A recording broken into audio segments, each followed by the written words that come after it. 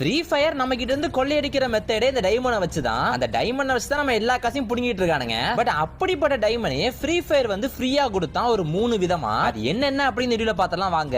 Number 38ல இருக்கிறது diamond tree. அது இந்த ஸ்பான் ஐலாண்ட் இருக்கு பாத்தீங்களா, அந்த லாபியில வந்து 30 செகண்ட் இருக்கிறப்ப நம்ம தூக்கி ஒன்னு போடுற மாதிரி இருக்கும். சோ அதுல வந்து இப்ப சும்மா வேஸ்டா தான் கிடைக்குது. பட் ஃபர்ஸ்ட்லாம் வந்து நிறைய டைமண்ட்ஸ் கிடைக்கும். அதுல இருந்து நம்ம ஃப்ரீயா டைமண்ட்ஸ் கலெக்ட் பண்ணலாம்.